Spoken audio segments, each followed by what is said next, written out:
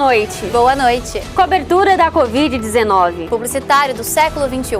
Profissão mãe. O Jornal Remoto está começando. Voltamos em instantes. A nossa edição começa falando da pandemia que estamos enfrentando. A cobertura midiática da Covid-19 neste ano foi marcada por muitas dificuldades. A reportagem e produção é de Isabela Mello e Matheus Fernandes. Após a pausa de uma semana por reações neurológicas de uma das voluntárias, a vacina de Oxford, uma das mais avançadas, volta a ser produzida na próxima semana. No Brasil, mais de 5 mil voluntários já tomaram a dose da vacina desde junho. O governo da Bahia assinou recentemente um contrato que prevê o fornecimento de 50 milhões de doses da Sputnik, vacina da Rússia. Já a vacina chinesa, a Coronavac, que é produzida em parceria com o Instituto Butantan, prevê 9 mil voluntários e já está sendo distribuída desde julho. Matheus Fernandes para o Jornal Remoto. Falando em dificuldades de carreira, você sabe quais mudanças a sua profissão teve no século XXI? Na reportagem de Mariana Navarro e Letícia Gonçalves, você conhece a evolução dos publicitários neste século. O século XXI tornou-se uma era promissora na qual a tecnologia evolui mais a cada dia. E com essas mudanças constantes, milhares de informações circulam entre os usuários desta enorme rede de conexões chamada internet. Porém, muitos desses conteúdos podem gerar desinformação e serem facilmente disseminados entre o público e tidos como verdadeiros. Um estudo realizado em 2018 pelo Instituto de Tecnologia de Massachusetts, nos Estados Unidos, comprovou que as notícias falsas se proliferam até 70% mais rápido que as notícias verdadeiras, e boa parte delas são feitas de forma simples, por qualquer usuário da rede, através de um pequeno aparelho. A jornalista Manu Zambon explica sobre as principais dificuldades que os profissionais da área sofrem atualmente no meio digital. Hoje, a gente, jornalista, não só faz matérias, reportagens, como a gente também está aqui para desmentir coisas. Então, todo dia chega alguma coisa para nós, para checar, que está circulando em WhatsApp, circulando no Facebook. Então, a gente sempre tem que desmentir alguma coisa. Ou talvez dar o veredito de que aquela coisa é verdade. O jornalismo sério, o jornalismo de credibilidade, ele é muito importante. Principalmente nessa era de muita informação, de internet. Então, eu acredito que esse seja o maior desafio.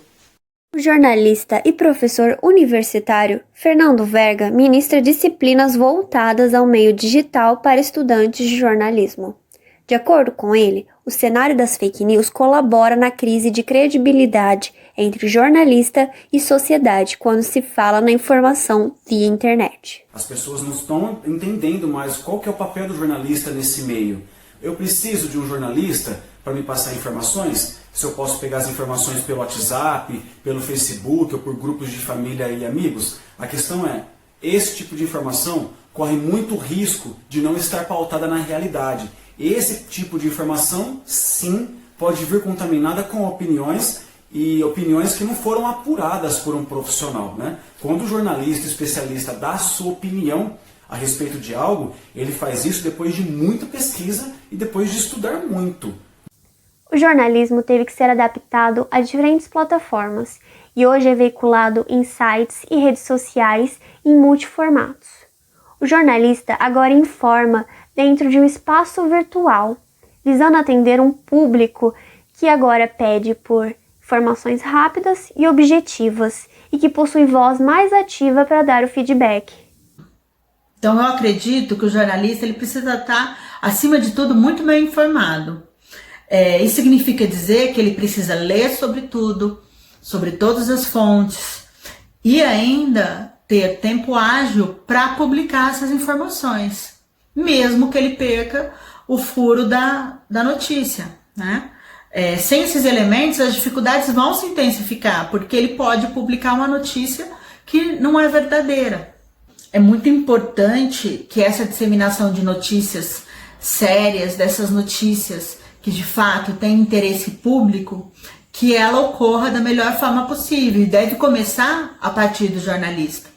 Esse preparo do profissional ultimamente tem sido abordado nas universidades, que agora, além de capacitá-lo para atuar nas mídias tidas como tradicionais, também explora as mídias online, no chamado jornalismo digital.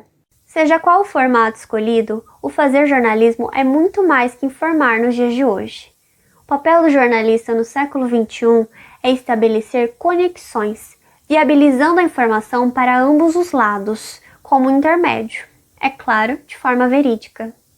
Então, acho que o jornalismo ele tem total importância, ele é fundamental em momentos como esse, principalmente, onde as pessoas elas precisam ser informadas da realidade, mas elas também têm que ter uma válvula de escape, elas também têm que fugir disso, e o jornalismo ele tem todas essas possibilidades. E hoje a sociedade não vive sem a imprensa.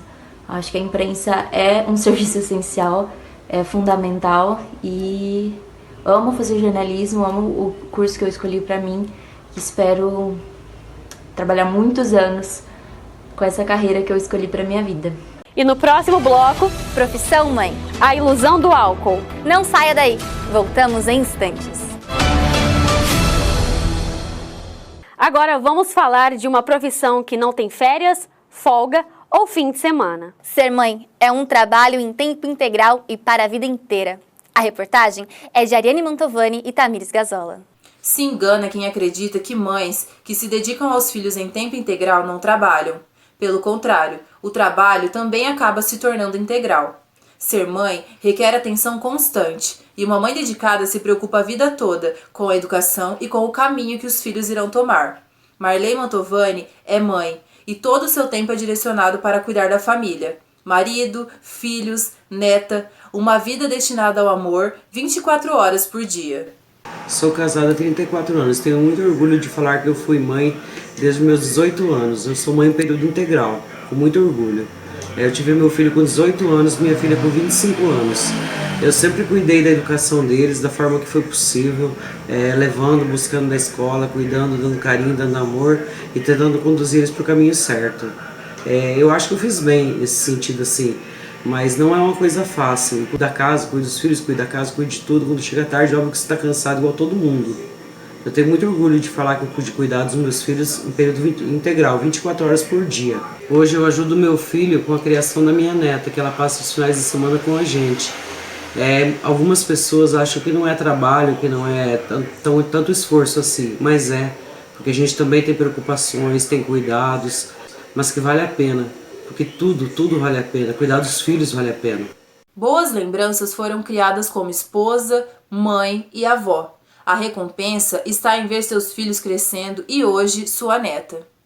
Agora, Tamires Gazola pode nos falar mais sobre a influência que a criação gera entre mãe e filho.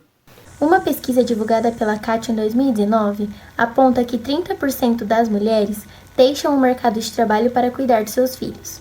E muitas vezes, essa relação entre mãe e filho define muito sobre a personalidade de cada um. A psicóloga Letícia Mafizoli, que trabalha com abordagem cognitiva comportamental, relata sobre a importância de ter a mãe presente no tratamento de seus filhos. Dentro do consultório e nos meus atendimentos, eu percebo que existe mais filhos no processo terapêutico do que a própria mãe. Mas o processo terapêutico com crianças e adolescentes não ocorre se não tiver o desempenho familiar fora da terapia. É comum existir muitos conflitos entre ambos, principalmente quando a gente fala sobre comunicação e compreensão dos comportamentos, o que torna frequente o encaminhamento de mães para uma psicoterapia individual, né? Quando o objetivo é trabalhar esses conteúdos emocionais dela para não interferir ou inviabilizar o tratamento do filho. Entrando um pouco mais nessa relação de mãe e filho, incluindo a personalidade, entende-se que um dos fatores que vai influenciar o processo de construção dessa personalidade é sim o ambiente familiar. Mas é importante a gente evidenciar que esse não é o único fator que determina uma personalidade. Essa profissão mãe é uma profissão que muitas vezes acaba não sendo valorizada, não sendo reconhecida e gera muito sofrimento para aquelas que estão exercendo tudo isso. Ana Vieira tem 28 anos, trabalha no ramo de telecomunicações e tem um filho de 8 meses. Além de trabalhar formalmente, Ana precisa conciliar o seu dia para estar com ele e, além disso, viver essa fase tão gostosa de sua vida. Para mim, deixar meu filho para ir trabalhar foi a dor pior que eu já senti na vida, porque é como se estivesse deixando uma parte de mim. Só que ao mesmo tempo, eu sabia que indo trabalhar, eu poderia comprar as coisas para ele que eu não poderia se eu estivesse em casa. E hoje ele fica com a minha mãe. Então, assim, é como se estivesse ficando comigo, porque a educação tão boa que a minha mãe me deu, ela vai poder dar para ele também. E quando eu tenho um tempo livre, eu procuro ao máximo me dedicar a ele. Eu deixo qualquer coisa, a casa, a roupa, comida, do lado, porque a prioridade é sempre o meu filho. Meu filho, ele chama Jorge Henrique. É um bebê lindo, abençoado, e ser mãe é a melhor coisa que existe na face da terra. Independente das diferenças, cada mãe se assemelha. Mães que trabalham fora e cuidam de seus filhos, mães que trabalham o dia todo na criação deles. São diversas responsabilidades e cobranças. Muitas vezes, essa dedicação passa despercebida. Mas quem não gostaria de dar conta de tudo, como as mães? A falta de valorização muitas vezes acontece por não ser possível registrar a profissão mãe na carteira de trabalho. Mas além de ser um ato integral, dura a vida toda e é capaz de construir seres humanos melhores. Ariane Mantovani para a TV Unitoledo. Mudando de assunto, vamos falar sobre a ilusão do álcool. Algo que parece inofensivo pode se tornar um problema em pouco tempo. Você confere mais informações na reportagem de Beatriz Pavarini e Maria Eduarda. O índice de dependência alcoólica no Brasil aumenta com frequência a cada ano. De acordo com a Agência Brasil, uma pesquisa feita pela instituição Fiocruz, no ano passado, metade da população brasileira entre 12 e 65 anos já consumiram bebidas alcoólicas. A psicóloga Camila Carvalho diz que a dependência envolve uma série de questões mentais, sociais e familiares. O alcoolismo é uma doença multifatorial, ou seja, vários fatores contribuem para o seu desenvolvimento, seja ele a condição de saúde do indivíduo, fatores genéticos, psicossociais e ambientais. Porém, nós temos a percepção, né, dos primeiros sintomas que surgem em indivíduos que desenvolvem essa doença, como o desejo aumentado pelo álcool, a fissura, né, a necessidade de consumir álcool. Com informações do jornal Carta Capital, a OMS contabilizou que, no país, o consumo nacional está acima da média mundial de 6,4 litros. Além disso, somos o terceiro país na América Latina e o quinto com todo o continente, com o maior consumo de álcool per capita, ficando atrás apenas do Canadá, Estados Unidos, Argentina e Chile. A partir dos 18 anos, a molecada de 18 anos, tudo está aumentando. O alto nível de compra de bebida alcoólica é muito. E de uma geração para cá, de um tempo para cá, vem aumentado muito a quantidade de bebida. Essa molecada vê bebida nova na internet, lançamento, eles tudo estão doidos para provar. Então a procura é muito grande por essa bebida e por essa idade. E também tem as vodkas, né? Mas sempre as vodkas mais baratas, intermediárias, nunca aquelas vodkas melhores. Porque eles querem gastar em pouco, mas querem ficar louco muito rápido. A bebida que tem um teor de álcool mais alto do que as convencionais. O policial e instrutor do Programa de Combate às Drogas, PROERD, Clóvis Batista, diz que o contato constante com o álcool pode acarretar problemas e condições complicadas no ambiente familiar. Existem dois começos. Um com a própria família, né, que às vezes ele vê o pai bebendo, os tios, a família bebendo, e depois os amigos. Eles saem para festas, baladas aí, e no grupo eles acabam se introduzindo no álcool e indo ao vício. Parece que é pior a abstinência, a síndrome de abstinência do álcool do que das outras drogas. Porque a pessoa incha, dói dente, incha pé, e a pessoa fica louca para querer uma dose. Existem várias instituições do terceiro setor que desenvolvem trabalho de casas de recuperações para dependentes químicos. Logo de início, ele é atendido por profissionais também aqui na comunidade terapêutica. Aqui vai ser desenvolvido vínculos terapêuticos com psicólogos, com assistente social, com psiquiatra e também é trabalhado toda a parte social, é trabalhado todas questões religiosas e espirituais para que ele possa se reintegrando como ser humano, né, dentro de todas as esferas familiares, psicológicas, humanas. Então vai sendo trabalhado respeitando a individualidade de cada acolhido, a crença de cada acolhido, respeitando a cultura de cada um.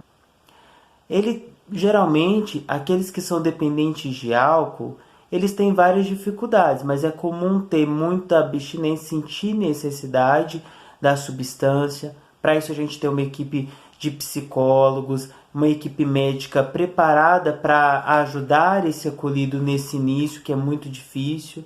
Também todos nós da equipe, a gente faz uma acolhida de ouvir, né, de propor algumas atividades para que ele possa se distrair, pensar em outras coisas.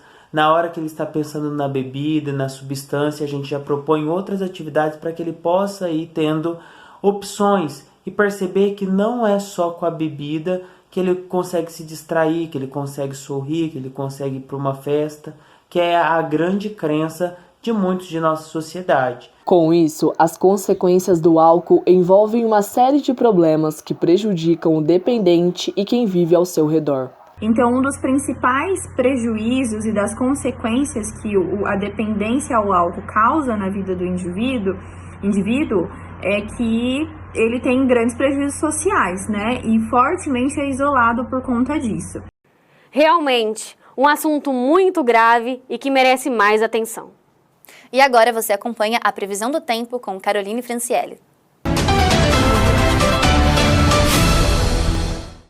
Olá pessoal, a previsão do tempo para a próxima quarta-feira é de alerta. Teremos risco de tempestade com raios e trovões, então cuidado ao sair de casa. E essas informações são do Instituto de Meteorologia. O risco não é só para Araçatuba, mas também para o Mato Grosso. A mínima será de 31 graus, com 50% de chance de tempestade. A umidade é de 58%. E os ventos são de 18 km por hora. Ao sair de casa amanhã, leve os seus galoches e capa de chuva. Aqui foi Caroline Franciele com a previsão do tempo. Obrigada, Caroline. No próximo bloco você confere a agenda cultural e esportiva do Jornal Remoto. Nos vemos em alguns minutos. O campeonato de ginástica rítmica passou por alterações. Você acompanha mais detalhes com Ariane Mantovani.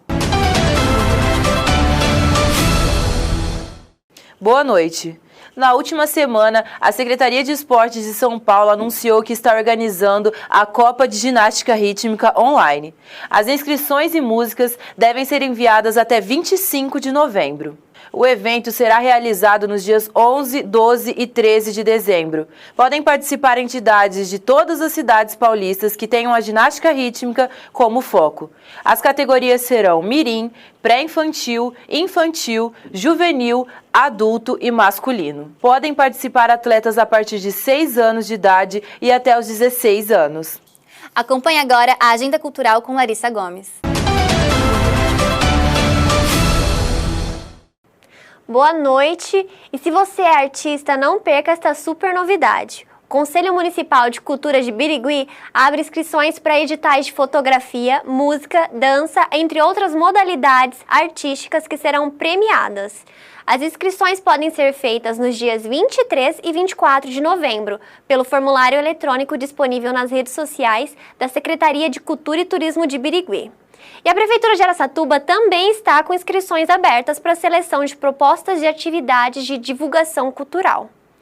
São 13 editais que irão premiar artistas das mais diversas modalidades. Então aproveite, porque as inscrições estão abertas até o dia 17 e podem ser feitas pelo formulário eletrônico disponível nas redes sociais da Secretaria Municipal da Cultura de Araçatuba. Obrigado, Larissa. O Jornal Remoto termina agora. Esta é uma produção dos alunos do 6º semestre de jornalismo do Unitoledo. Você consegue acompanhar outras edições pelo canal da TV Unitoledo no YouTube. Uma ótima noite e até a próxima edição. Obrigado pela audiência e boa noite.